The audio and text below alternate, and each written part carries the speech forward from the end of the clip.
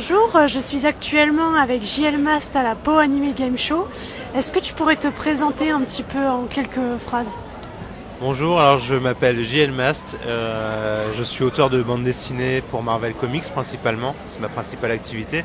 Travaillé sur des comics comme Daredevil Punisher, Avengers Millennium, Ultimate Spider-Man, enfin depuis 2012 pas mal de comics, surtout au storyboard.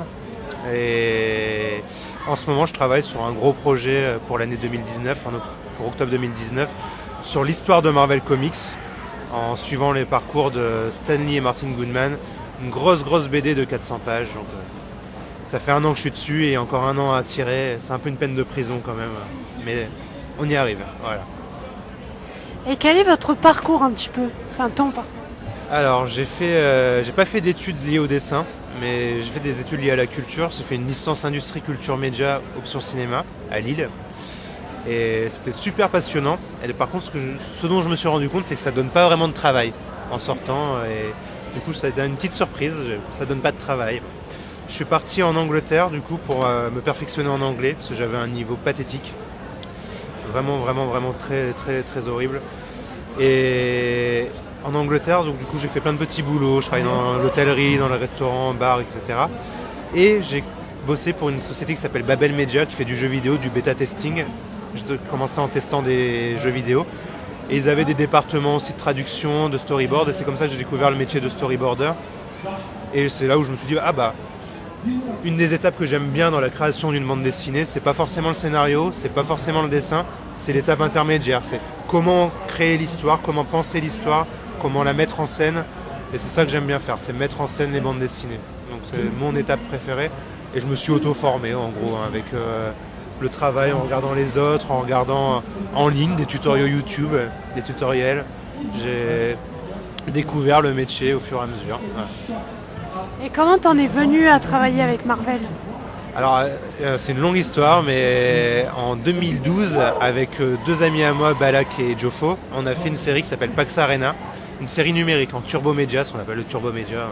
C'est la série des bandes dessinées vraiment créées pour les tablettes et les smartphones. Vraiment, on les pense pour ces médiums-là. On a fait cette série Pax Arena qui nous a permis d'avoir un peu de succès. Et ensuite, avec Geoff, on s'est rendu à un festival en Angleterre pour remercier la personne qui nous avait commandité Pax Arena, Mark Wade. Et là-bas, en Angleterre, à Leeds, il y avait un éditeur de chez Marvel qui était présent. Et on lui a montré notre travail avec Geoff. Et ça nous a permis de débarquer chez Marvel. Au storyboard au début en binôme et après au fur et à mesure sur des projets perso chacun. Et qu'est-ce qui t'a influencé dans cet univers? Oula, qu'est-ce qui m'a influencé dans l'univers Marvel? Marvel ou dans l'univers des comics en général? En général. Ce que j'aime dans les comics principalement, c'est le fait d'avoir des histoires à suivre, d'avoir le côté feuilletonesque où chaque mois ou à chaque parution, j'attends la suite, il y a un petit cliffhanger, il y a un petit quelque chose qui me donne envie d'y revenir. C'est vraiment ce que je préfère. C'est une histoire bien racontée et une histoire à suivre feuilletonesque. C'est vraiment ce qui moi me donne envie de lire des comics et ce qui me donne aussi envie d'en créer.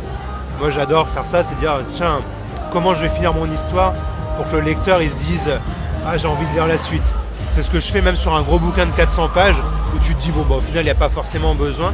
Mais toutes les 8 pages, je vais essayer à chaque fois de mettre un petit moment où tu dis oula, j'ai quand même envie de tourner la page pour voir ce qui se passe parce que waouh quoi. Même sur de la BD documentaire, parce que c'est un peu de la BD documentaire quand même, j'essaye de mettre quand même quelque chose qui te dise qu'est-ce qui se passe après. Donc, c'est vraiment un côté fort dans les comics qu'on retrouve dans les séries télé aussi, c'est-à-dire waouh, bon, vivement la saison prochaine, là c'est pareil. Sauf que les comics, à la limite, c'est quasiment éternel, du Spider-Man, t'en as depuis 60 ans et t'en auras encore probablement pour 40 ans, au moins. Est-ce que tu as été amateur de super-héros dans l'enfance? Depuis que je suis gamin, je lis des comics. J'ai eu la chance d'avoir des grands frères adoptifs qui laissaient traîner leurs BD. J'ai commencé par Batman, la série animée, par Spider-Man et je lisais beaucoup de BD franco-belges aussi, les Schtroumpfs, Tintin, Lucky Luke, les classiques. Et je suis tombé dedans quand j'étais gamin. J'ai pas eu de moment de pause depuis. Et nos auditeurs ne sont pas forcément familiers avec le storyboard. Est-ce que tu pourrais expliquer un peu plus la différence avec une bande dessinée classique ? En fait, le storyboard, ça fait partie c'est une étape de la création d'une bande dessinée. C'est-à-dire que même pour des auteurs qui en général sont tout seuls, on va tout faire tout seul, il y a toujours une étape où on fait un petit brouillon de la page, de l'histoire, de ce que ça va être. Alors chez Marvel, c'est un peu particulier parce que c'est pas ce qu'on appelle le storyboard, nous en France, c'est un truc avec un trait un peu lâché, avec un truc vite fait. Mais chez Marvel, c'est limite du crayonné parce que c'est vraiment très précis. On doit vraiment penser la page et après, pour que le dessinateur final n'ait plus qu'à limite recopier ce qu'on a fait avec son style. C'est une étape intermédiaire et si vous regardez en ligne, si vous tapez JLMAL Storyboard, vous aurez des exemples un petit peu de ce que peut être du storyboard, du layout aux États-Unis. Mais c'est vraiment une étape qui fait partie intégrante de la création d'une bande dessinée. On ne peut pas passer à côté, ou si on passe à côté, en général, la BD finale est très statique. Ça donne du dynamisme, ça permet de rajouter du dynamisme et de bien penser son histoire, de bien réfléchir. Est-ce que c'est fluide? Est-ce que parfois on lit des bandes dessinées, on se dit je comprends pas ce qui se passe. Ah mince, qu'est-ce qui se passe? Là le vaisseau il tire sur quoi? Le but de faire du storyboard, c'est de dire tout est intelligible, tout est vraiment. On comprend ce qui se passe. C'est vraiment le but d'un storyboard. Qu'est-ce qui t'a motivé une BD sur fondation de Marvel? Je pense qu'il y a j'ai toujours été intéressé par la création et de Marvel et de DC, comment les comics sont venus à être ce qu'ils sont, un gros succès, donc tous les éditeurs m'intéressent en vrai. Et j'ai eu la chance, parce que depuis 2012 je bosse chez Marvel, de croiser pas mal de gens, de Stan Lee à des gens de l'ombre, des anciens éditeurs, une ancienne secrétaire qui était là au tout début de Marvel. J'ai pu croiser plein de gens historiques de chez Marvel ou de chez DC et leur poser des questions. Alors vraiment en tant que fan au début, c'est en mode je suis là, moi ça m'intéresse. Comment on crée des comics à l'époque, comment ils travaillaient sur leurs planches, comment ils imprimaient, où est-ce qu'ils imprimaient. Enfin bref, des trucs vraiment techniques, là, pour vraiment des points techniques. Et il y a un an, je suis tombé malade, j'ai eu une méningite, je suis resté à l'hôpital, etc. Et jusqu'à présent, j'étais vraiment en mode Marvel. La productivité, vraiment rythme industriel, je faisais 70 heures par semaine. Et du coup, après la méningite, les docteurs m'ont dit d'un air un peu, voilà, il va falloir calmer un peu le jeu, il va falloir quand même, là vous pouvez plus trop, si vous pouvez prendre un break. Alors, je sais non, pas vraiment quoi, donc je réfléchis. Et pendant cette semaine, ces 10 jours à l'hôpital, je me suis dit peut-être que je fasse un projet à la limite où je suis tout seul, comme ça. Je fais un peu de consulting de temps en temps, c'est ce qui paye le mieux quand même dans mon métier. Et je fais ce projet-là à mon rythme, sur 2 ans, 3 ans, on verra.